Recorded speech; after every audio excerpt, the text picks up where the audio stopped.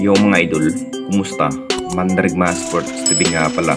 Ating pag-usapan, Barangay Nibra, Jimmy Malonzo, re-resback na nga ba sa Game 5 at Chris Newsome, gigil ng bumawi pero bago na nga yan.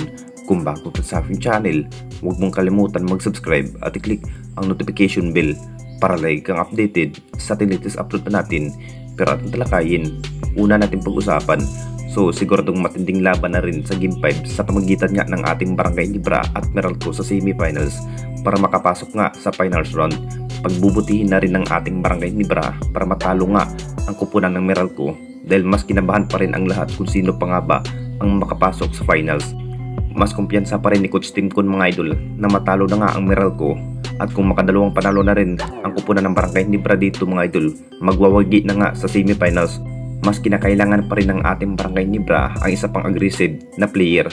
Alam naman nating lahat mga idol na marami na rin ang nagsasabi na makakabalik na nga daw ito ang isa pang high flying forward na si Jimmy Malonzo mga idol sa Game 5 laban nga sa kupunan ng Meralco dahil mas interesado na rin ang isang high flying forward na makapaglaro muli sa semifinals para impresenta nga ang kupunan ng Barangay Nibra. Mas pinangarap pa rin sa bawat kupunan na makamit nga ang tagumpay na makuha nga ang kampyonato sa Philippine Cup. Ito na rin ang balak ni Jimmy Malonzo mga idol na makakabalik muli sa ating liga. Ilang laban na rin si Jimmy Malonzo mga idol na parang nanahimik na rin ito matapos sa kanyang pagkaka-injury sa elimination round. Mas makukontrol pa rin ang laban kapag may Jimmy Malonzo. Alam naman nating lahat mga idol kung anong kayang gawin ang isang bilang forward ng Barangay Nibra.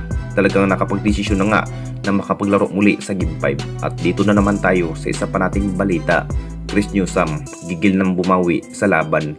Alam naman nating lahat mga idol, bigo pa rin ang Meralco sa Game 4 dahil nagiging tabla na rin ang bawat laban pero pisikalan pa rin ang inabot ng Barangay Nibra sa kamay ng Meralco sa Game 4. Dahil kay Click Hatch mga idol, mas pinatunayan pa rin ng ating Barangay Nibra na hindi pa rin basta-basta na matalo lang ang bawat laban. Kung anong ipinikitang laban ng ating Barangay Nibra sa Game 5 mga idol, kung matalo pa nga ba ng Barangay Nibra, kumpiyansa pa rin ni Chris Newsome mga idol sa nagiging interview. Dudurugi na nga daw ang kupunan ng Barangay Nibra at hindi na pagbigyan sa laban. Masasabing na parang bigay na nga ba ang kupunan ng Barangay Nibra sa Game 4 para makaabot nga sa Game 7. Ito na rin ang kinahihintay ng lahat kung sino pa nga ba ang karapat-dapat na makuha nga ang tagumpay sa semifinals.